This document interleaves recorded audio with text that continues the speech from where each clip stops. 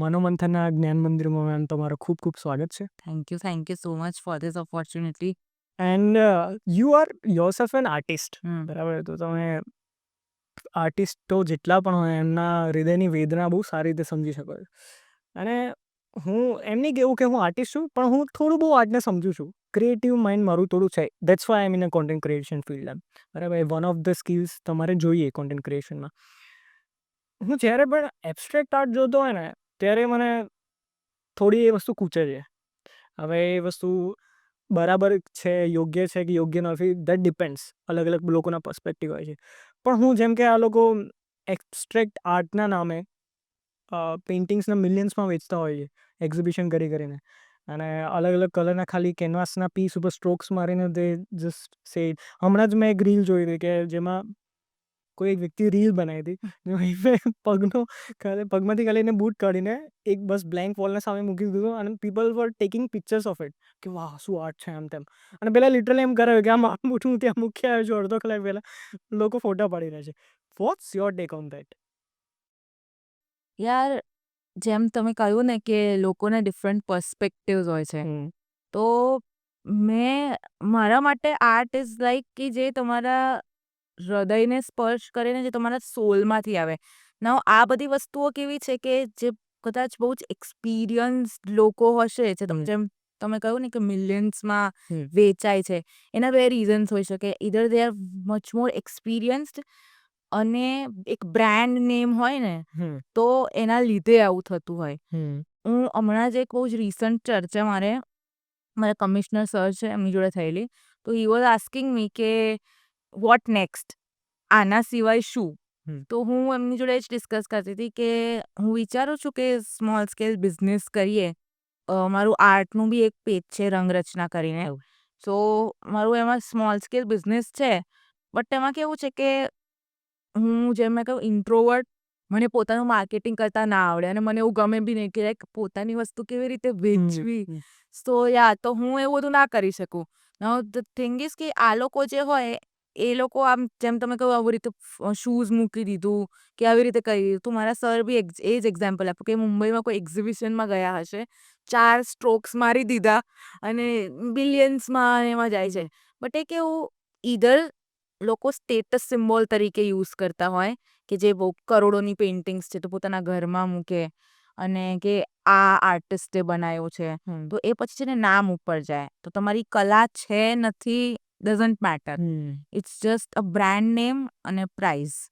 Even હું આમાં જો તમારો મત માગું તો કે જે તમારો આર્ટ પીસ હોય એનું ઇટસેલ્ફ એકદમ બહુ સારી રીતનું હોવું કે બહુ ખતરનાક હોવું એ જરૂરી છે, કે પછી એના પાછળની જે સ્ટોરી તમે ક્રિએટ કરીને લોકોને સંભળાવો છો કે મારો મૂડ આવો હતો, I was going through very harsh phase of my life, અને ત્યારે મેં હાથમાં એક પિંચી પકડી અને તેણે went there and started drawing something, બરાબર?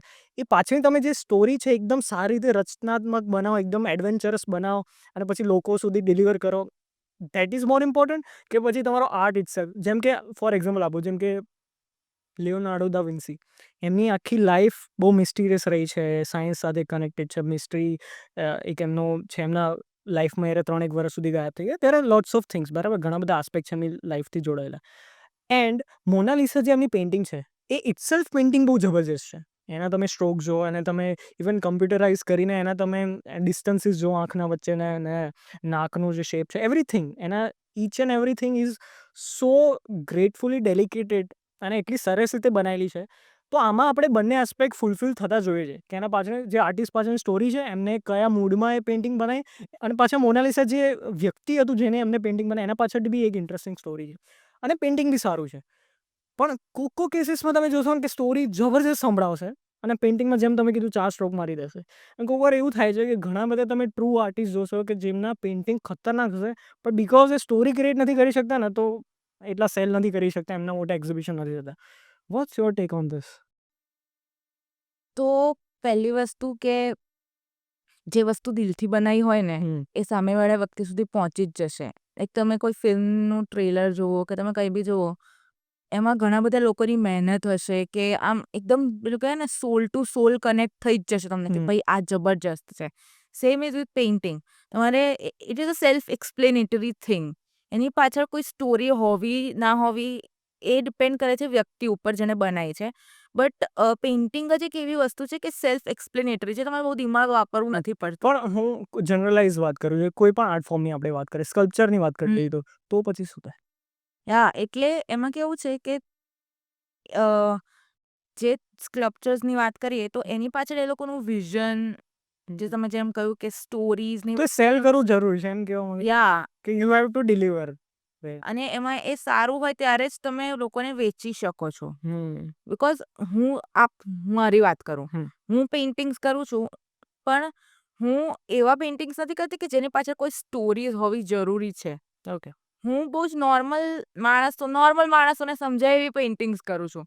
નાઉ when comes to story, if you read my poetries કે તમે કોઈ બી મારું લખાણ વાંચો તો એની પાછળ શું સ્ટોરી છે ને એ હું કહી શકું તમને કે ભાઈ મેં આવા મૂડમાં હતી, હું કે મારી જોડે આ ઘટનાઓ બની હતી એટલે મેં આ બનાવેલી પોએટ્રી.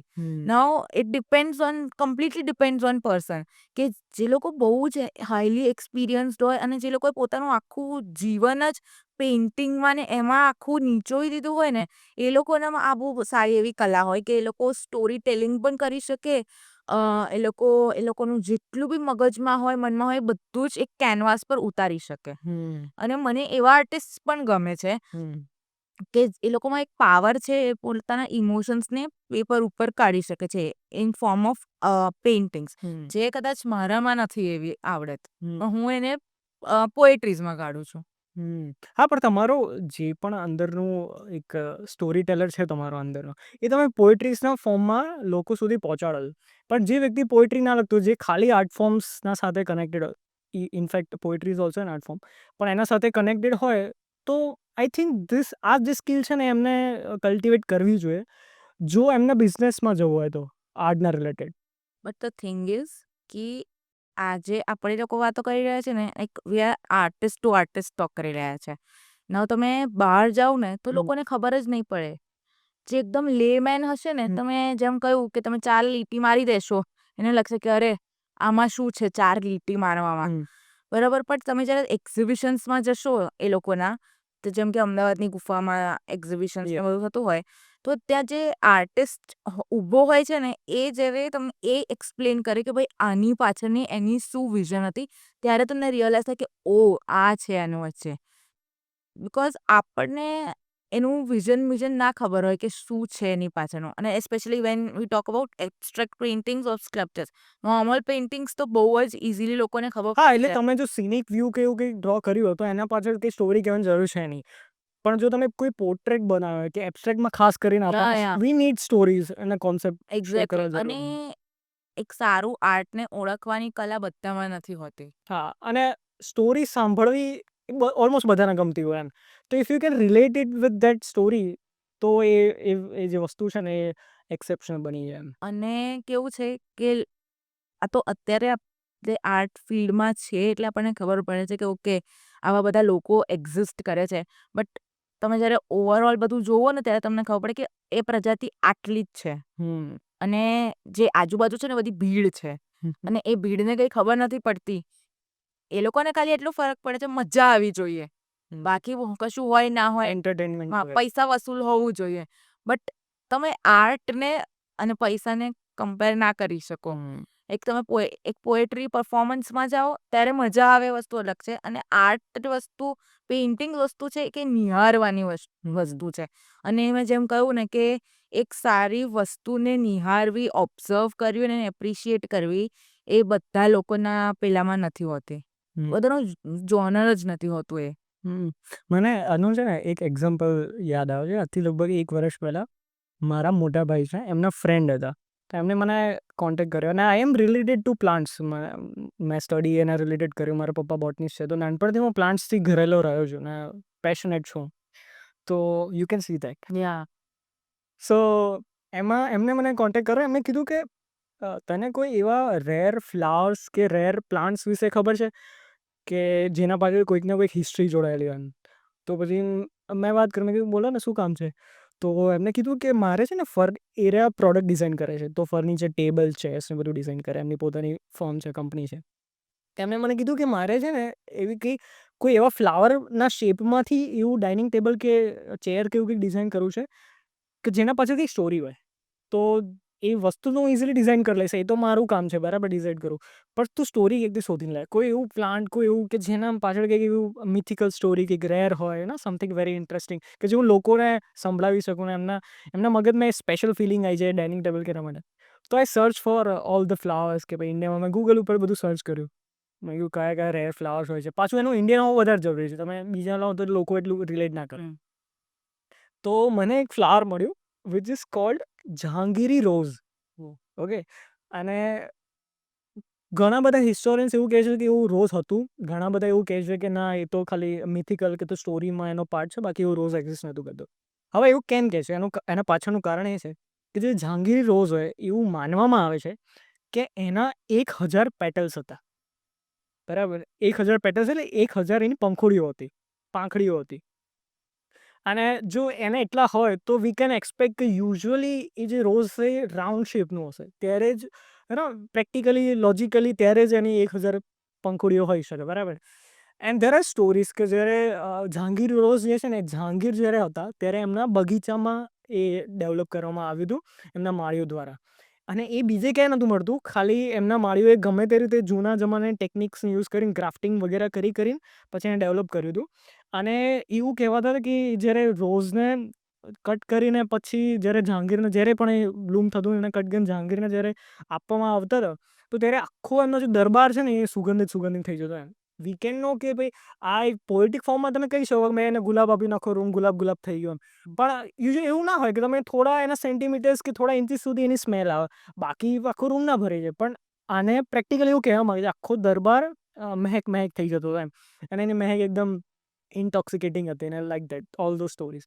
અને બીજું એનો ઉલ્લેખ એક તો આ જહાંગીરના સ્ક્રિપ્ચર્સમાં જોવામાં આવે છે. બીજું કે એમના મહેલમાં અને એમના અલગ અલગ જે રેડ ફોર્ટમાં આઈ થિંક જહાંગીર પેલેસ છે કે એવું કંઈક સમથિંગ છે. તો ત્યાંની વોલ્સ ઉપર એનું પેઇન્ટિંગ જોવામાં આવે છે. તેના એ રીતે છે એમના સ્ક્રિપ્ચર્સમાં એના પેલા પેઇન્ટિંગ છે. તો એને લિટરલી ગ્લોબ્યુલર શેપમાં બતાવ્યું છે કે આવી રીતે રાઉન્ડ શેપમાં હશે, સ્ફેરિકલ હશે. તો આ ધીસ અ ગ્રેટ સ્ટોરી. એવું કોઈ ફ્લાવર કે જે કોઈ રાજાના બગીચામાં ડેવલપ થયું જે અત્યારે નથી. બરાબર? એનું કલ્ટીવાર કે જે બી એની વેરાયટીઓ જતી રહી છે. અને એ આટલા રાજાથી આવડા મોટા રાજાથી કનેક્ટેડ છે. અને જો એ જહાંગીરી રોઝના શેપનું તમે કોઈ ફર્નિચર બનાવો અને પછી આ સ્ટોરી ડિલિવર કરો કે તમારી પાસે જે છે ને એ એવા ફ્લાવરથી ઇન્સ્પાયર થયું છે કે જે મિથિકલ છે, જે એક સમય ઉપર હતું અને જે ઇન્ડિયાના આટલા એકદમ રિચ મુગલોના ઇતિહાસથી જોડાયેલું છે. ઓફકોર્સ હું રિચ ઇન ધ સેન્સ આર્ટની વાત કરું છું. આમ પેલી રીતે નથી જઈ રહ્યો. પણ એ જ છે કે વેન યુ આસ્ક્ડ કે લોકોને એ ખબર નથી પડતી. લાઈક જે લોકો ઇન્ટરેસ્ટેડ હશે કે જે એ લોકોને પૂછશે, બીજા તો પૂછશે નહીં. જે લોકોને એવું હશે કે ભાઈ કંઈક આવું કંઈક અલગ કરીએ, યુનિક લાવીએ ઘરમાં, તો એ લોકો બધું જાણવાની કોશિશ કરશે. જેમ તમે કહ્યું કે યુ લવ પ્લાન્ટ્સ બિકોઝ તમે નાનપણથી જ એની જોડે રહ્યા છો. તો તમને તમારા માટે આ તમારો પ્રેમ છે. તો તમે એકદમ ફેસિનેટ કોઈ પણ પ્રકારનું હશે. હવે અમારા જેવા નોર્મલ લોકો માટે ખાલી ઝાડ પાન છે. મતલબ ડઝન્ટ મેટર. થોડા ઘણા હોય એસ્થેટિક્સ ગમે છે, ડન. અને નોર્મલી ઘરમાં તુલસીનો એક છોડવાઓ એવું હોય. But for you it is something important. Every plant is different. અને તમારા માટે એ શું કહેવાય, એ કોઈ આર્ટથી કમ નથી બિકોઝ એની પાછળનું સાયન્સ બહુ જ બધું હોય. એ કેવી રીતે ગ્રો થાય છે, કયા વેધરમાં થાય છે, રાઈટ? તો એ બધું એક અલગ જોનર થઈ જાય, અલગ ઇન્ટરેસ્ટ થઈ જાય. લોકોને મેં જ્યાં સુધી સમજ્યું છે, I should not say this, but લોકોને બહુ જ જેમ કહ્યું ને બહુ જ ક્લટર્ડ ઓડિયન્સ છે કે જેને બહુ આ બધી વસ્તુમાં ઇન્ટરેસ્ટ હશે.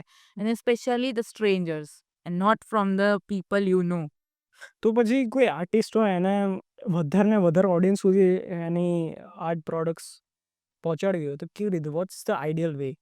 સ્ટોરી ટેલિંગ ઇઝ તમે જેમ કીધું કે તો બધાને ખબર પડશે નહીં, ઇન્ટરેસ્ટ હશે નહીં, ખાલી એન્ટરટેનમેન્ટ માટે આવશે. હે ને? અગર આ મને જ ખબર હોય તો મારો બિઝનેસ ત્યારે ત્યાંથી ક્યાં હોત? નહીં પણ ટ્રુ, આ એકચ્યુઅલી વિચારવા જેવી વાત છે. કારણ કે આર્ટ એવી વસ્તુ છે ને કે જે વ્યક્તિને એને જીવતો રાખે. યા અને આ એકચ્યુઅલી આ મારી લાઈન નથી. હું કોઈ ફિલ્મનો ડાયલોગ મારી રહ્યો છું. મને યાદ બી નથી. એનો 2 પ્રકારના આર્ટિસ્ટ હોય. ઓકે.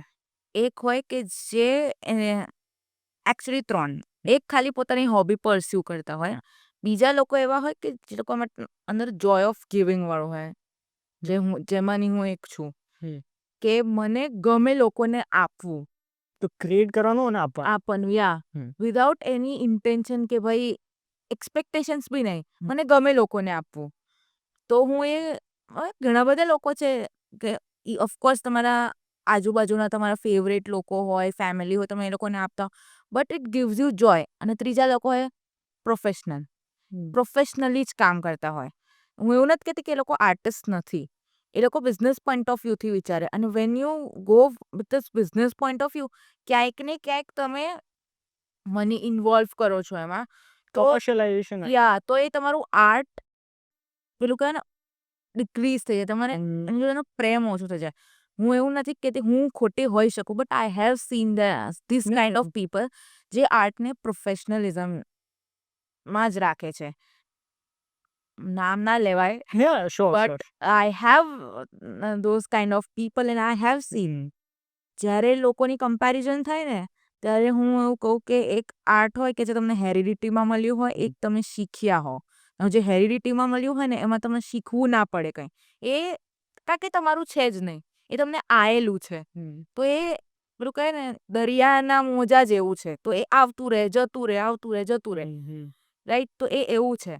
જે લોકો પ્રોફેશનલિઝમ હશે ને તો એ લોકોમાં તમે જોજો એ વાતે વાતે તમને જતાઈ દેશે. મેં આપ્યું.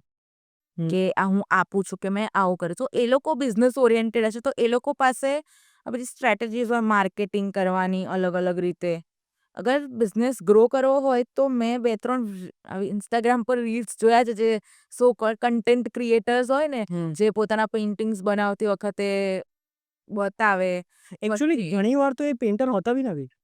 પેઇન્ટિંગ કોઈ બીજાએ કર્યું હોય છે. અને કર્યું હોય. મેં ટ્રાય કર્યું છે 2-3 વાર કે મારો કેમેરા પકડું કાં તો હું પેઇન્ટ કરું. બંને તો એક સાથે કરવું બહુ જ અઘરું છે. મને ઘણા બધા લોકો એવું કહે છે કે આ તું સારા પેઇન્ટિંગ્સ બનાવે છે, સ્કેચેસ કરે છે, જે બી કરે છે બટ કે તો તું એનો વિડીયોઝ કે રીલ્સ કે એવું બધું કેમ નથી બનાવતી?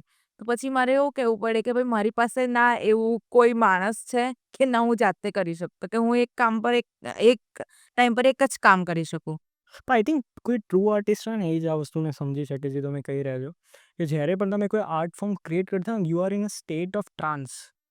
તમે એક મેડિટેશન જેવું હોય. હા, ઇટ ઇઝ અ મેડિટેશન. હા, તો તમને ખબર ના હોય કે કેટલો સમય ગયો, કોણ આવ્યું, કોને શું કીધું. અને તમારું એકદમ ફૂલ્લી ફોકસ તમારે એના ઉપર હોય કે તમે જો પેઇન્ટિંગ કરતા હોય તો ક્યાં સ્ટ્રોક વાગ્યો, કેવી રીતે, કેટલો હલકો હાથ તમે રાખ્યો, સ્કલ્પટિંગ કરતા તો એ રીતે એનું જે પણ હોય. But yeah this is very true. અને આઈ થિંક તમને છે ને આ કોમ્પ્લિમેન્ટ આપવું પડશે કે you are a very keen observer. તમે ઓબ્ઝર્વેશન બહુ જબરજસ્ત કરો છો. એકદમ નાનપણથી રિપોર્ટ કાર્ડમાં મને એવું લખીને આવે છે. ના, બહુ સારું. બહુ સારી રીતે તમે ઓબ્ઝર્વ કરો છો. અને આઈ થિંક આ quality is very common among artist. Artist હોય ઓબ્ઝર્વ કરતો યુઝ્યુઅલી આર્ટિસ્ટ હોય શું બેઝિકલી જે નેચર હોય એને મિમિક કરવાનો ટ્રાય કરે એના કેનવાસ ઉપર કે કોઈ પણ અલગ અલગ રીતે. અને એમાં પછી પોતાનું એક ઇનર એલિમેન્ટ એડ કરે. એ જ હોય ને મોડિફિકેશન્સ હોય અલગ અલગ પ્રકારના.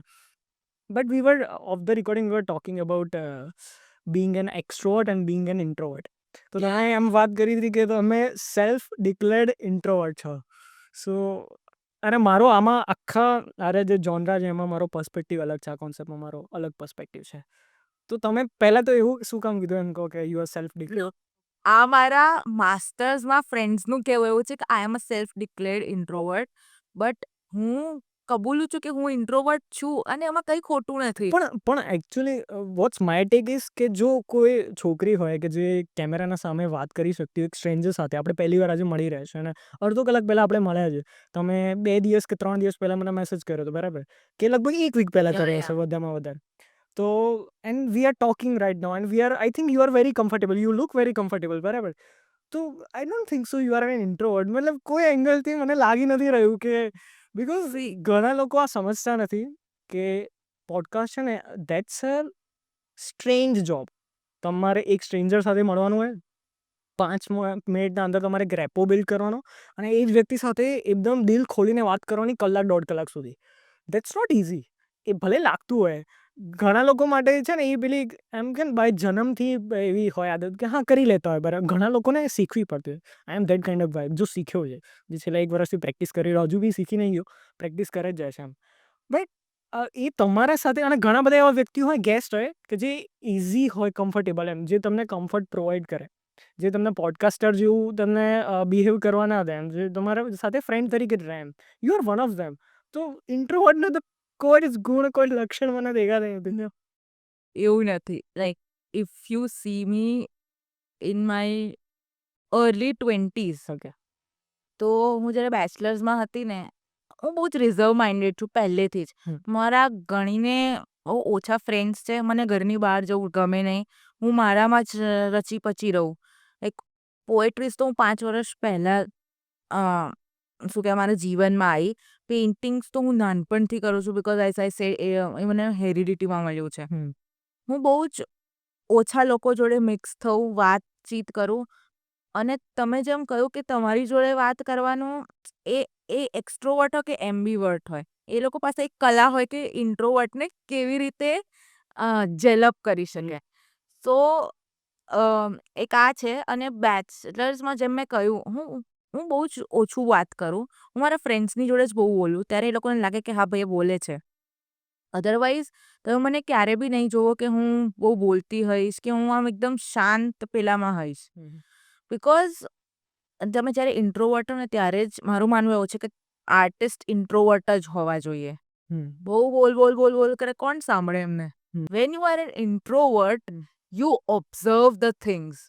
And when you observe the things, એ તમે આ પેઇન્ટિંગમાં ઉતારો ના ઉતારો, if you are a writer, તમે સ્ક્રિપ્ટ બનાવો એની ઉપર, પોએટ્રી બનાવો એની ઉપર, તમે ઘણું બધું કરી શકો એની ઉપર because you are a keen observer.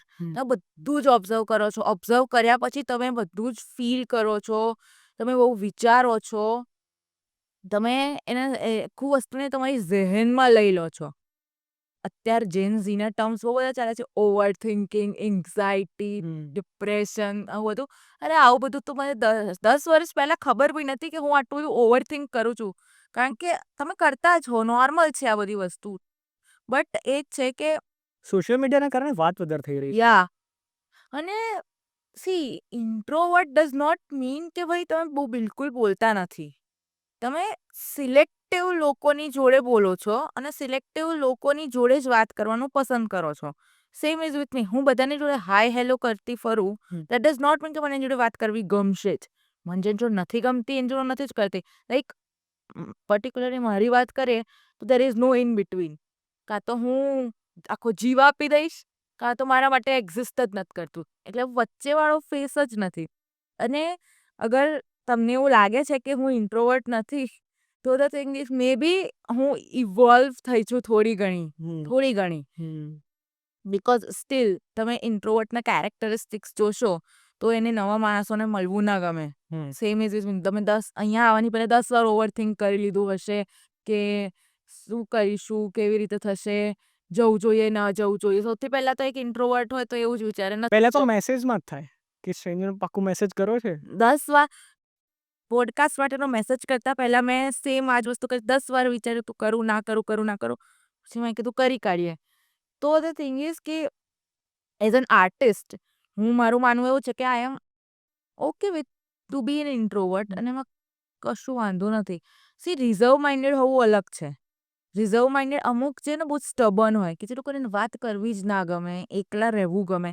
મને એકલા રહેવું ગમે છે બટ એવું નથી કે મને લોકોની જોડે નથી ગમતું. હું ઘરની બહાર નથી જતી પણ હું લોકોને ઘરે તો બોલાવું જ છું. મને મારા ઝોનની બહાર જવું નથી ગમતું. તો તમે તમારા બ્રેનમાં અને ફિઝિકલ વર્લ્ડમાં તમે એક બાઉન્ડ્રીઝ સેટ કરી દીધી છે. એના અંદર you are very comfortable. Definitely કોઈ મને એવું કે મળવું છે તો તું મારા ઘરે આય, આપણે બેસીએ ને મસ્ત ખાઈ પીએ, વાતો કરીએ. મારું આવું કાઇન્ડ ઓફ થિંકિંગ તો છે. એને કમ્ફર્ટ ઝોન કહી શકાય કે ના કહી શકાય? હા, કહી શકાય. કમ્ફર્ટ ઝોન જ છે. મન બેસિકલી આ જમાનામાં એને લોકો હોમ સિકનેસ કે. આઈ થિંક મને એવું લાગે છે કે આ કોન્સેપ્ટ છે ને સૌથી વધારે આને જો તમે બોઇલ ડાઉન કરો ને તો ઇટ ગેટ્સ ટુ કે તમને ચેન્જ ઓછો ગમે. જ્યારે તમે ઘરના બહાર નીકળો, તમે નવા વ્યક્તિઓ સાથે મળો, નવી જગ્યાએ જાઓ, હે ને? તો એ જે કેમ કે ચેન્જીસ જ્યારે થાય ને ત્યારે રિસ્ક આવે. 50% સારું થશે, 50% ખરાબ થશે. તો તમારી એટલે યુ એટલે તમારી but that person don't like it કે યાર આવું શું કામ? અહીંયા ખબર જ છે ને કે બધું સારું જ થશે એમ. સારું નહીં થાય એટલીસ્ટ ન્યુટ્રલ થશે. Nobody will talk with me. I won't talk to anybody એમ. પણ હું મારા કમ્ફર્ટ ઝોનમાં છું અને આઈ એમ વેરી સેફ. એક તો આ સેફ્ટીનો પણ આસ્પેક્ટ બહુ ડીપલી આના સાથે જોડાયેલો છે. Safety not in a physical sense પણ જજમેન્ટલ વેમાં. હા, મેં કોઈ દિવસ આના વિશે છે ને આટલું બધું વિચાર્યું જ નથી. To be very honest. Like મેં જેમ કહ્યું ને કે હું બહુ જ રિઝર્વ માઇન્ડેડ હતી. હું મારા કામથી કામ રાખતી હતી. હું કોલેજ જતી ત્યારે મારા માટે બંક શબ્દ એટલે પાપ કહેવાય. સેમ. તો હું ચૂપચાપ કોલેજ જતી, મારા ફ્રેન્ડ્સ જોડે મળતી, અમે લોકો લેબમાં કામ કરીએ, લેક્ચર્સ અટેન્ડ કરીએ, અગર વહેલા નીકળવાનું હોય તો ઘરે જતા રહીએ. એ મારી સેફ સ્પેસ. અને આઈ થિંક કશું ખોટું નથી. અત્યારે લોકો એને એવું માને છે કે જે લોકો બહુ જ રિઝર્વ માઇન્ડેડ હોય એ લોકોને એવું લાગે કે ભાઈ આ તો બોલતું જ નથી, આ તો આવું જ છે, એરોગન્ટ છે. મે બી પહેલેથી એવું જ હશે કાં તો એના લાઈફમાં કંઈક વીત્યું હશે. આપણે લોકોની વાતમાં જઈએ નહીં બિકોઝ લોકોના અલગ અલગ પર્સપેક્ટિવ્સ જ હોય છે. તો અગર મારા પોઈન્ટ ઓફ વ્યૂથી મારી જ વાત કરીએ તો જેમ મેં કહ્યું કે હું પહેલેથી જ રિઝર્વ માઇન્ડેડ હતી. સેલ્ફ કોન્ફિડન્સ પહેલેથી મારો લો જ હતો, હજુ બી કદાચ છે. હું બહુ જ અનએક્સપ્રેસિવ બિલકુલ નથી લાગતું. હું બહુ જ અનએક્સપ્રેસિવ છું. હું એ કબૂલું છું. મને ઘણા બધા એવું કહે છે ખરે આ બધા છે ને તમારે બહુ જૂના ટર્મ્સ છે. તમે અત્યારે આજથી જ તમે નવા ટર્મ નો ઇટ્સ કમ્પ્લીટલી હું યાર કારણ કે હું લોકોને એ જ કહું છું, હું પોએટ્રીઝ પરફોર્મ કરવા જાઉં છું, હું ગમે તેટલું મારી લાઈફમાં કરું છું, but that does not mean કે હું બહુ જ એક્સપ્રેસિવ છું. તમે મારા કોઈ બી ફ્રેન્ડ્સને પૂછશો ને એ લોકો તમને આ જવાબ આપશે કે હા શી ઇઝ નોટ એક્સપ્રેસિવ. હું બહુ જે ફીલ કરતી હોઈશ ને એ કોઈ દિવસ કહી નહીં શકું. એક બહુ સારી વસ્તુ હશે ને કે ભાઈ મને તારામાં આ ગમ્યું, કે મને તું ગમે છે, કે તારી આ વસ્તુ ગમી, હું આમ ડંગે કી ચોટ પર જઈને કહી શકીશ એમ. હું મેસેજીસમાં લખીશ કે હું ઇટ્સ અ વેરી ગુડ. એ લોકો માટે પોએટ્રીઝ લખીશ. કે લિટલ થિંગ્સ બધી જ એ બધું જ કરીશ. જેમ મેં કહું ને આખું જીવ આપી દઈશ. પણ જો મને તમારાથી ખોટું લાગ્યું, મારા જીવનના ડેથ ટાઈમ સુધી ખબર નહીં પડે તમને કે મને આ વાતનું ખોટું લાગ્યું છે, કે મને આ વસ્તુ નહોતી ગમી, કે ડીપ ડાઉન મને બહુ જ હર્ટ થયું હશે તો એ કોઈ ખબર નહીં પડે. એટલે હું આ બધી બાબતોમાં બહુ જ અનએક્સપ્રેસિવ છું. કે જ્યારે કોઈને કંઈ કહેવાનું આવે ત્યારે હું નહીં કહી શકું. પણ એવું કેમ છે? May be one of the introvertness inside me. That's one of the thing you are born with maybe. નાનપણથી એ રીતનો તમારો પર્સપેક્ટિવ રહ્યો છે. કાં તો પછી જ્યારે તમે આ વસ્તુને ફેસ ઓફ કરો કોઈને કહીને કે યાર આ વસ્તુ તારી ના ગમી મને, તો એના પછી એના જે ફેશિયલ રિએક્શન્સ આવે, આઈ થિંક ઘણા બધા લોકોને એ રીતનું હોય છે કે એ ઝમેલામાં પડું જ શું કામ છે, હે ને? લેટ્સ જસ્ટ મૂવ ઓન, જતા રહો અહીંયાથી. હા, તો એટલે એ જ મેં તમને જે વાત કરી મુદ્દાની કે ડે વનથી મે બી તમને તમારા સેફ ઝોનમાં રહેવું વધારે ગમે છે, કમ્ફર્ટ ઝોન. અને તમારે જ્યારે પણ કોઈ નવી એક્ટિવિટી કરવી હોય ને તો તમને એ એક્ટિવિટી તમારા સમય અને તમારા કમ્ફર્ટના હિસાબથી કરવી ગમે. જેમ કે ઓપન માઇક છે તો you know it very well કે ચલો આ 22 તારીખે થશે, અહીંયા થશે, અને એના દુનિયાભરની રિસર્ચ એના વિશે તમે પહેલાંથી કરી નાખશો, બધી તૈયારી કરી નાખશો, then you will go there. અને તો બી એન્ડ મોમેન્ટ તમને જો કોન્ફિડન્સ ગયો કે ના ના યાર આ તો થશે નહીં થાય, તો you will just dump it. બરાબર? એમાં અને એમાં બી છે કે હું કન્સ્ટ્રેન્ટ્સ છે. લાઈક હું જેમ કહું કે મને ઘરની બહાર નીકળવું બહુ જ ઓછું ગમે. તો હું એવું વિચારું કે જલ્દી ઘરે જઈને બધું અગર બહાર ઓપન માઇક્સ હોય તો ફટાફટ પતાવીને આવી જવાનું ઘરે. તો મને કોઈ એવી લિમિટ સેટ નથી કરી કે તારે આટલા જ વાગે ઘરે આવવાનું. લાઈક મારા મમ્મી પપ્પા બહુ ચિલ્ડ આઉટ છે બધી બાબતમાં. એ લોકોને ખાલી ટાઈમ કહી દેવાનો કે ભાઈ 11 વાગશે તો 11 વાગે આવી જવાનું, લાઈક એવું. પણ મને એવું છે કે ભાઈ બને એટલું જલ્દી ઘરે જતા રહેવાનું એમ. હું ઘરે જઈને મારા ગોદડામાં અંદર જતી રહું. તો હું એ બધું બહુ પર્ટિક્યુલર છું. લાઈક અગર કોઈ ઓપન માઇક 8 વાગ્યા પછી હશે ને તો પહેલા જ ના. તમે સામેથી ના કીધું. એવું નહીં, લોકોની જે કમ્પ્લેન હોય એવું નહીં કે મમ્મીની ના પાડ, પપ્પા ના પાડ. બીજા બધા કન્વર્ઝેશનમાં જ ના જાઉં. 8 વાગે છે નહીં થાય. આ તો મેં મારી બાઉન્ડ્રીઝ એક્સટેન્ડ કરી. બાકી મેં કીધું જેમ કીધું 8 વાગે નહીં. બહુ જ બધા લોકો હોય તો બી નહીં. મેં 1-2 ઓપન માઇક્સમાં એવું કર્યું છે. હું ત્યાં ગયેલી છું, ભીડ જોઈને યુ-ટર્ન લઈને. That's what I am saying એમ. મને નાનપણથી જ મને ભીડવાળી જગ્યા ના ગમે. I don't like Navratri. મને લોકો બહુ જ બધું બોલે એના માટે કે તું કેવી ગુજરાતી છે, તને નવરાત્રી નથી ગમતી. મને મેં બી. કીધું મને ના ગમે. એક તો બહુ જ બધી ભીડ હોય. આટલા ઓપન ગ્રાઉન્ડમાં ભીડ હોય અને મને ઓપન ગ્રાઉન્ડમાં ક્લોસ્ટ્રોફોબિક ફીલ થાય. ઇવન મેં તો જોયું છે કે જે લોકોને ગરબા ગાવાનો ખરેખર શોખ હોય ને એ લોકોને બી નહીં ગમતી. કારણ કે એટલી ઓછી સ્પેસમાં તમને અને હવે ખુલ્લી રીતે ગાવા જ ના મળે. વી વર ટોકિંગ અબાઉટ જજિંગ. યા આપણે જજિંગની વાત કરીએ. મારો ટેક છે ને જજિંગ ઉપર એવો છે કે it's a part of human evolution. બરાબર. આપણે જ્યારથી ઇવોલ્વ થવાનું ચાલુ કર્યું ને આપણે દરેક વસ્તુને ક્વેશ્ચન કરીએ અને દરેક વસ્તુને ક્વેશ્ચન કર્યા પછી જજ કર્યું. જેમ તમે વાત કરી, ઘણા બધા ઓપન માઇકમાં તમે જાઓ છો, તમે એ જે કંપની હશે એને પહેલાં જજ કરશો. જેવા એ માહોલમાં એ લોકો જે રેકોર્ડિંગ કરે છે, જે રીતની એમની પેટર્ન છે, ઘણી બધી જગ્યાએ મેં એક મારા ગેસ્ટ સાથે મેં વાત કરી, એને કીધું કે ઘણા ઓપન માઇક્સમાં કોમ્પિટિશન પ્રથા ચાલુ થઈ ગઈ છે. હા બરાબર. કે જે કલાકારો હોય એમાંથી કોમ્પિટિશન થાય, પછી એમાંથી એક વિજેતા હોય વગેરે વગેરે. તો એ કહેતો કે હવે મને ઓછી ગમે છે. તો he is also judging this. બરાબર. તો આઈ ફીલ લાઈક જજિંગનો એક બહુ પોઝિટિવ પાસો પણ છે જેને લોકો મિસ કરે છે. જજિંગનું આમ જજમેન્ટને છે ને એ એમને બહુ નેગેટિવ આપી દીધું, જ્યારે this is an essential part of human evolution. મને એવું લાગે છે. હ્યુમન્સ આર મેન્ટ ટુ જજ. યા. એ કોઈ પણ વસ્તુ, વ્યક્તિ, પરિસ્થિતિ કોઈ પણ હશે ને જજ કરશે જ, અને હ્યુમન નેચર છે. But there are people who સે ને કે આઈ ડોન્ટ જજ. હા, બટ એ અંદર ખાને ક્યાંક જજ કરતું જ. ઇફ દે ડોન્ટ જજ તો એમનું શું કે ઇન્ટેલેક્ચ્યુઅલિટી બહુ સારી હશે કે એ લોકો ન્યુટ્રલાઇઝ રાખે છે દરેક સિચ્યુએશનને. ઓર એલ્સ એમને આ મુદ્દાને છે ને આટલો ઊંડો વિચાર જ નથી. ના. I have one friend okay. જેની મેં વાત કરી હતી. His name is Kanishk. Okay. એ પોતાની જાતને એવું કહે છે કે is non judgmental. Like he don't જજ પીપલ. કે અને મારું એવું માનવું છે કે તમે જજ કરો, તમારા પોતાના જ લોકોને સુધી રાખો. નાઉ વોટ વી ડુ ઇઝ આપણે જજ બી કરીએ, પ્રેજુડાઇઝ બી લઈને ફરીએ, આખા ગામમાં ઢીંઢોરો બી પીટીને ફરીએ. હા, C that's the wrong thing ના. ગોસિપ તમે કરો કે પછી જજ કર્યા પછી તમે જે ઘણા લોકો એવું કરે કે જજ કર્યા પછી ડિસાઈડ કરે કે શું સ્ટેપ્સ લેવા. તમે પોતાના સુધી સીમિત રાખો, પોતાની સેફટી માટે કે પોતાના સેફ ઝોનને પ્રોટેક્ટ કરવા માટે લોકોને જજ કરો. આઈ એમ ટોકિંગ અબાઉટ ધેટ. યા ના, એ લોકો નહીં કરે. એ લોકો શું કહેવાય, જે લોકો જજ કરશે, આ તમે જે કહ્યું ને નેગેટિવલી, લોકો આવું જ કરશે. પોઝિટિવ જજિંગ તો લોકોમાં છે જ નહીં. લાઈક મને જેમ ઓપન માઇકમાં કહ્યું ને, ઓપન માઇકમાં આવું થતું રહેતું હોય કે ઘણા બધા આર્ટિસ્ટ 10 પરફોર્મર્સ હોય, તમને 10 તો નથી જ ગમવાના. કારણ કે અમુક હોય એવા જે ચીપ આર્ટિસ્ટ હોય, રાઈટ, તો તમને નહીં ગમે. તમે જજ તો કર્યું છે ને, રાઈટ. તમે તમારા ફ્રેન્ડને બી કીધું કે he is not a good artist, કે એ આવી કોમેડી કરે છે, રાઈટ. એ તમારા પૂરતું સીમિત રાખ્યું. નાઉ જજિંગ એન્ડ પછી તમે એને ક્રિટિસાઇઝ કરો, એના ઉપર કરો. જેમ અત્યારે સોશિયલ મીડિયા પર બી તે જ ચાલે છે. તમે કોઈને ટ્રોલ કરો. આ બધી જજિંગની વસ્તુથી એક વસ્તુ મને શીખવા મળી છે. લાઈક અમે બહુ જ મારા એક ફ્રેન્ડ છે, અમે લોકો બહુ ડીપ ડિસ્કશન કરતા હતા એક્સ્ટ્રા મેરિટલ અફેર્સની. ઓકે. વી ઓલ નો એ ખોટી જ વસ્તુ છે, રાઈટ.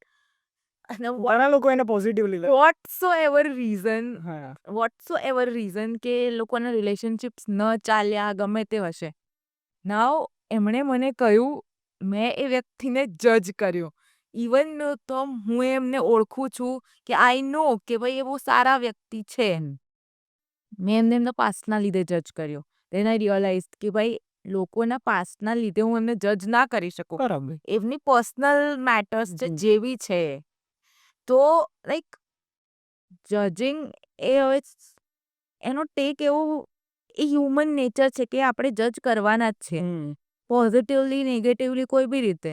એને વર્ડ્સ કદાચ બદલી શકીએ, જજના બદલે ઓપિનિયન્સ. બટ અલ્ટિમેટલી આપણે બધાએ પોતાની અંદર એક ન્યાયાલય બનાવી દીધું છે. અને એ ન્યાયાલય, જેમ કે ને કાનૂન અંધા હે, તો એ ન્યાયાલય બનાવી દીધું છે બિકોઝ કાનૂન તો અંધા હે.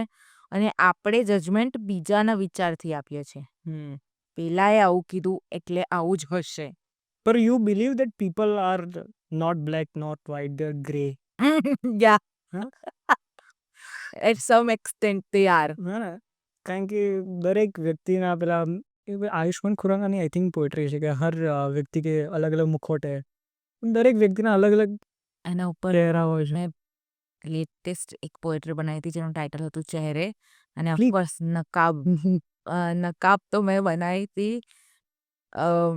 એકચ્યુઅલી બધા વર્ડ્સ છે ને હું જનરલી બહુ નેગેટિવલી થઈ જાય. સી તમે જેમ કહ્યું ને એના પરથી મને યાદ આવ્યું કે લોકો ઘણા બધા ફેસીસ લઈને ફરે કે જે આપણને ખબર જ ના હોય કે ભાઈ ઓ આવું બી છે હા. કે આવું બી છે. જે લોકો બહુ જ જે લોકો ફિલ્મ લાઇનમાં હોય કે એ બધા હોય ને તો એ લોકોના બહુ જ બધા ફેસીસ લઈને ફરતા હોય. બિકોઝ એ લોકોને ફરવું પડે. હમ. નોર્મલ હ્યુમન બીંગ્સને ખબર નહીં શું ભ્રમ છે કે એ લોકો જ કેરેક્ટર છે એ લોકોના, નહીં. કે આ આખું જીવન જ એક ફિલ્મ છે કે જેમાં આટલા બધા ચહેરા લઈને ફરે છે. આજે તમારી આગળ સારું, કાલે કંઈક બીજું, પછી કોઈક ત્રીજું. પ્રાઇવેટ લાઈફમાં કંઈક જુદું હોય પાછું. પ્રાઇવેટ લાઈફ હોય તો સારું છે, બાકી આ લોકોની લાઈફ પ્રાઇવેટ ના હોય. નહીં, બસ એકદમ જે ક્લોઝ એમના હોય એમના ઘરે the way they behave and તો એ ઊંધું હોય, તો એ ઊંધું થાય. ઘરે કંઈક બીજું હોય, દુનિયાની સામે સારું બતાવતા હોય. હા, એટલે એ બે ચહેરા થયા. આયા. પ્લસ એમના એ જે લોકો સાથે કામ કરતા હોય એમના સામે કંઈક ચહેરો જુદો. એમનો જે ક્લોઝ ફ્રેન્ડ હોય કે જે ઘરના મેમ્બર્સ કરતાં બી ક્લોઝ હોય, જેને આખા જીવનની 90% વાતો ખબર હોય, એના સામે પાછું જુદો ચહેરો. સો આઈ થિંક યા બહોત સારે મુખોટ હે, બહોત સારે ચહેરે. બહોત સારી નકાબ હૈ. યા પણ એ પોએટ્રી મારે સાંભળ્યું હતું. તો આનું ટાઇટલ છે નકાબ. कि चेहरे के पीछे चेहरा, नकाब पोश का है ये एरा. बड़े बड़े नाम पर ईमान है बेईमान, और इंसान के भेस में घूम रहा है शैतान. हर मुखौटे के पीछे मिलता है अलग इंसान. क्या है ये भ्रम या सच में कमीना बन चुका है इंसान. कलाकार पहनते हैं नकाब क्योंकि वो निभाते हैं अलग किरदार हर बार. अच्छे बुरे की परिभाषा से ऊपर उठ चुका है इंसान. चेहरा एक है, उसके ऊपर नकाब अनेक है. इंसानियत कहीं गुमसी हो गई है. धर्म की हर सीमा लांघ चुका है इंसान. बनावटी दुनिया का बेताश बादशाह बना फिरता है. चेहरे के पीछे चेहरा, न जाने कितने खेल है खेला. नाम गुम जाएगा, पर क्या नकाब कभी उतर पाएगा, या इंसान धोखा ही खाता रहेगा. સો તમારો આ જોનર છે, you always write on society કે પછી કયા જોનર્સમાં તમે લખો છો? એ એકચ્યુઅલી છે ને, હું એવો ફિક્સ જોનર નથી મારો. હું જે બી ફીલ કરતી હોઉં ને એ હું બધું જ લખું. હું ફિક્શન નથી લખતી. લાઈક હું ઇમેજિનેશન લખી જ ના શકું. હું બધું જ જે રિયાલિટીમાં મારી આજુબાજુમાં થતું હોય કે જે હું બહુ જ ફીલ કરતી હોઉં એ બધું લખી લઉં છું, કે જે હું કોઈ એક્સપ્રેસ ના કરી શકતી હોઉં તો એ બી એવી રીતે લખી લઉં છું. When you read my poetry book, A Gujarati poetry book છે ને, એમાં એક છે પોએટ્રી હું અને મારા સંવાદ. ઓકે. તો એની પાછળની હું એક સ્ટોરી કહું કે મેં કેમ લખી હતી. જ્યારે મારી ફર્સ્ટ બુક આવી હતી, મારી પોએટ્રી બુક, તો એ મારા માટે બહુ જ નવું હતું. બિકોઝ એમાં એઝ અ સોલો ઓથર આવી હતી. નવ જેમ આપણે આગળ ડિસ્કશન થયું હતું કે support comes from stranger and not from the known faces. Yes. અને એ નોન ફેસીસમાં બી જ્યારે તમે બહુ જ ક્લોઝડ ગ્રુપમાં હો અને એ લોકો પણ તમને સપોર્ટ ના કરે ત્યારે તમને બહુ જ હર્ટ થાય. અને and as I mention, I do not express people કે ભાઈ મને આ ખોટું લાગ્યું છે. તો ત્યારે મેં હું અને મારા સંવાદ લખેલી કે ભાઈ કુછ તો લિખના પડેગા, ऐसे તો નહીં ચલેગા. તો મેં એ સ્પેસિફિકલી એ લોકોને ધ્યાનમાં રાખીને લખેલી કે જે લોકોએ ના અપ્રિશિએટ તો નહોતું જ કર્યું, ક્રિટિસાઇઝ બી નહોતું કર્યું, બટ કંઈ જ નહોતું કર્યું. અને જે લોકોને હું મારા ફ્રેન્ડ્સના પેલામાં ગણતી હતી એમ. આઈ ટ્રસ્ટ પીપલ વેરી ઇઝીલી. આમ મને તો અરે આવા થોડી હોય, મતલબ મારા જેવા જ હશે. પછી ખબર પડે કે ઓહ! હમ. इसको तो सर पे बिठा के रखा था, नीचे रखना था. ટ્રુ, બટ આ વસ્તુ આઈ થિંક હું બી શીખ્યું છું છેલ્લા 1 વર્ષમાં. 15 મહિના થયા આઈ સ્ટાર્ટેડ પોડકાસ્ટિંગ, અને એમાં ઘણા બધા લોકો સાથે મુલાકાતો થઈ. ઘણા બધા લોકો વાયા મુલાકાતો થઈ. તો એમના સાથે પણ એ રીતે તમારું એક સંબંધ બની જાય. સો આઈ હેવ લર્ન ધીસ કે કોને કેટલા રાખવા. હું પહેલાં છે ને તમારા જેવો જ હતો કે જો આપી દો તો બધું જ આપી દો, ના રાખું તો સાવ ના રાખું એમ. પણ હવે આઈ લર્ન્ટ ધીસ ટ્રાન્ઝિશન કે કોને 1 થી 10માં 7મા નંબર સુધી જ રાખવો, કોના સાથે હાય હેલો, કોના સાથે હાય લખવાનું, કોના સાથે HE હેલો પછી 2-3 એક્સક્લેમેટેડ આઈ હેવ લર્ન ધીસ, અને I think this is important. બાકી ના ચાલે. તમે મારી ફિલ્ડમાં છો, એવી ફિલ્ડ હોય તો યુ કેન નોટ સર્વાઈવ. એટલે છે ને સીએમાં કેવું હોય કે મને નોર્મલી જે અત્યારે હું જે સેટઅપમાં કામ કરું છું ને, રાઈટ, હું બધા એવું ના કહી શકાય કે હું બધાને જ મારા પોતાના માનું છું. એ અમુક તમને સેન્સીસ આવી જાય કે ભાઈ આમ જેમ તમે કહો આ વ્યક્તિ જોડે તો વાત નથી જ કરવાની કે નથી જ કરવી, બિકોઝ વાઇબ્સ નથી આવતા સારા, કે આની જોડે ક્યાં સુધી કેટલું રાખવું એ.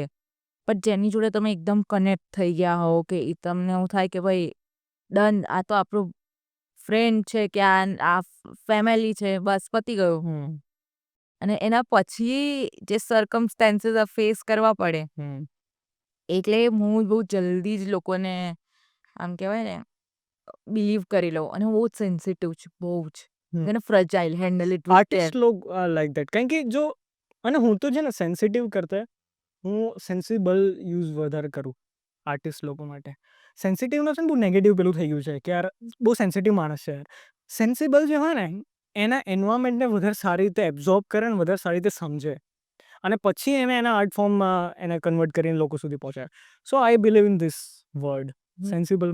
એટલે લોકોને સાંભળતી જ નથી. હા, લોકો એને જેમ મેં કીધું ને, મારા ફ્રેન્ડ્સ મને અમુક એવું કે you are self declared introvert, okay fine. You are too sensitive, okay fine. મને કોઈ જ વાંધો નથી, હું છું તો હું છું જ. અમુક વસ્તુઓ નહીં જ બદલાય તો નહીં જ બદલાય. પણ એક્સેપ્ટન્સ પણ ઘણા વર્ષો પછી આવ્યું હશે ને, કે શરૂઆતથી ના, હું પહેલેથી બહુ જ આવી છું, ઠીક છે. અમુક વસ્તુમાં બહુ જ સ્ટબન છું તો છું જ. જેમ મેં કહ્યું ને કે પહેલેથી મને ઘરની બહાર નીકળવું ના ગમે, મને મોત આવે ઘરની બહાર નીકળવામાં, તો છું જ. અત્યારે આ ઓપન માઇક્સના લીધે હું બહાર જઉં છું ને હું 4 નવા લોકો જોડે વાત કરું છું. But I am kind of a person કે આટલું સોશિયલાઇઝ થયા પછી બસ હવે કોઈ મારી સ્પેસમાં નહીં આવવાનું, અને મારે બી કંઈ જવું નથી. That's all. So I think ભલે એમ બી તમે કંઈ બી કરો ને તો લોકો એને નેગેટિવલી જ લેવાના. True. તો એ જો કે 4 લોગ 400 બાतें એવું તો લોકોનું હું ભલે લોકોનું બહુ જ સાંભળીને દિલ ઉપર લઈ લેતી હોઉં, બટ ઇટ્સ કે અમુક વસ્તુ this is ideal situation. Yeah but હું ધીરે ધીરે શીખી છું કે ઇટ્સ ઓકે. આને તારા માટે આવું કીધું કે you too sensitive, that's good, because એ રેર ક્વોલિટી છે. લોકો આજકાલ દુનિયામાં સેન્સિટિવ નથી. સેન્સિટિવ લોકો નથી ચાલતા, તો પણ ઠીક છે, બેઠા તો છે. આજકાલ જીવનમાં ઠહેરાવની બહુ જરૂર છે, જે લોકોમાં નથી. તો એ પોઈન્ટ ઓફ વ્યૂ બહુ ઇમ્પોર્ટન્ટ છે. અને આર્ટિસ્ટ સેન્સિબલ હોય ત્યારે જ એને ખબર હોય કે એ ક્યાં જઈ રહ્યો છે. બટ સેન્સિટિવ હોવું ઇમ્પોર્ટન્ટ છે. I think being sensitive, being innocent is not a weakness, it's it's a strength. Strength. એનું રીઝન, ઇનોસન્ટ કોણ હોય, કઈ એજ ગ્રુપના લોકો હોય? બાળકો, બરાબર. બાળકોને આપણે શું કહીએ છીએ? ભગવાનનો અવતાર. તો ભગવાન શું હોય? સ્ટ્રેન્થવાળા હોય કે પછી વીકનેસવાળા હોય? Obviously that's a super power. સ્ટ્રેન્થમાં ઇવન તમે જોજો, આપણે જ્યારે બાળકો હતા ને ત્યારે આપણા માઇન્ડ વધારે ફ્રી હતા. હા, we were not judgmental, we were liberated. બધું જ એકદમ મસ્ત ચાલતું હતું આપણી લાઈફ એમ, કે કોણ 4 માણસે ખબર હતી. પછી ધીરે ધીરે ટીનેજ આવે ને પછી 4 માણસને ઓળખતા થઈએ આપણે. અને એનાથી જ્યારે વધારે મોટા થઈએ ને આપણે 40-50, પછી તો પાક્કું ઓળખી લઈએ કે આરે 4 આ 4 લોકો છે. એટલે એમનાથી દૂર રહેવાનું એમ. મેં હમણાં જ ક્યાંક વાંચેલું, આજે સેન્સિટિવિટીની વાત થઈ, કે લોકો જેમ તમે કહ્યું કે એને નેગેટિવલી પોર્ટ્રે કરે છે કે you are too sensitive. But ultimately if a person is too sensitive, એ માણસમાં જ વધારે ઇમોશનલ ક્વોશન્ટ હોય છે. બિકોઝ બધું જ ફીલ કરે છે. એ ભલે મેનેજ બી બહુ સારી રીતે કરી શકે એ વ્યક્તિ હા, ઇમોશન્સને. અને ઇન કેસ બી અગર એ ઇમોશન્સ મેનેજ ના બી કરી શકતું હોય, so what? Hmm. You are a human. તમે મશીન નથી. મશીન બી શું કહેવાય કહી દે છે ને, ગીવ અપ કરી દે છે. એની પાસે તો ઓપ્શન છે કે ફોર્મેટ મારી દે કે હેંગ થઈ જાય. હ્યુમન્સ માટે નથી એ. તો તમને એ ટોલ આવી જાય તમારામાં કે ભાઈ જ્યારે તમારે ઇમોશન્સ તમારા કાબૂમાં ના રહે તો તમારી હેલ્થ તમને કહી દે કે રિચાર્જ કરવાની જરૂર છે તમને, કે ભાઈ ઇટ્સ હાઈ ટાઈમ, સુધરી જાઓ તમે. પણ આપણે લોકો છે ને એને ઇગ્નોર કરતા રહેતા હોઈએ છીએ. અને જે લોકો બહુ ઇમોશનલ હશે ને એ બધું જ over feel, I should not use this word over feel. ભાઈ આર્ટિસ્ટ છે તો ઓવર થિંકર્સ હશે જ. અને over thinking is not an condition કે કોઈ પ્રોબ્લેમ નથી એમાં. તમે કોઈ વસ્તુમાં વધારે વિચારવા લાગ્યા કે તમે કાલે તમારી એક્ઝામ છે, તમે આ ચેપ્ટર નથી વાંચ્યું, તમે બહુ જ વિચારવા લાગ્યા, તો તમે એને ઓવર થિંકિંગ ના કહી શકો. આ નોર્મલ ચિંતા થતી રહેતી હોય એ છે. બટ મેં જેમ કહ્યું કે આ જે જે અત્યારે કોવિડ પછીનો જે ટાઈમ આવી ગયો છે ને, તેમાં આ બધા ટર્મ્સ બહુ જ ફ્રીક્વન્ટલી યુઝ કરવા લાગ્યા છે લોકો. અને એનો જ પેલો એક હાઇપ બનાવી દીધો છે. એન્ઝાયટી છે મને ડિપ્રેસિંગ જેવું ફીલ થાય છે. ભાઈ તમને આ વર્ડ્સનો મતલબ બી નથી ખબર. You hear 10th standard child saying કે મને ડિપ્રેશન છે. તમને ખબર છે 10thમાં તો ભાન બી નહોતું અમને કે ભાઈ આવું બધું છે. અને 10thમાં આપણી પાસે ફોન બી નહોતો. લોજિકલી જોવા જઈએ ખાલી ટીવી છે, એ બી ઇન્ટરનેટ બી અમુક લોકોના ઘરે હોય તો ટીવી તો ક્યાં 10th હોય એટલે ટીવી થોડું. નોર્મલ કદાચ હોય. હા. હવે તો લોકો પાસે ફોન છે. યસ. અરે મને બહુ જ ડિપ્રેશન છે, હું બહુ ડિપ્રેસ્ડ છું, કે ભાઈ આ નથી થયું તે નથી થયું. કશું જ નથી. એ બધું બહુ જ અમુક વસ્તુ બહુ જ ઓવર હાઇપ્ડ કરીને રાખે છે. અને if you are a over thinker તો ઠીક છે, ધેટ્સ ગુડ. એનાથી તમને બીજાને પ્રોબ્લેમ નથી થઈ કોઈ આપી રહ્યા. તમે પોતાના જતા બહુ જ હર્ટ કરી રહ્યા છો કે બધું કરી રહ્યા છો. પણ મને હવે ખબર પડી ગઈ કે એ આર્ટિસ્ટની ટ્રેટ્સમાંથી જ એક વસ્તુ છે કે ઓવર થિંકિંગ. ડેફિનેટલી. તો આપણે કશું ના કરી શકીએ. મેડિટેશન બધાનું એ કામ નથી. હું પોતે જ મેડિટેશન નથી કરી શકતી. 5 મિનિટ આંખો બંધ કરીને બસ થઈ ગયું. આર્ટિસ્ટ માટે તો એનું આર્ટ જ એક રીતે હા. મેડિટેશન છે. તો હું એવું કહેવા માંગીશ કે ભાઈ keep the artist alive in you no matter what. People will criticize, people will appreciate, people will ignore. will ignore. But despite of these things, please keep the artist alive in you. કારણ કે એ તમને જીવંત રાખે છે. તમે દુઃખી હશો તો બી તમારી પાસે તમારું આર્ટ છે. તમે ખુશ હશો તો બી તમારી પાસે આર્ટ છે. The main thing is just focus on your craft. જે હું મારી જાતને બી કહી રહ્યું છું.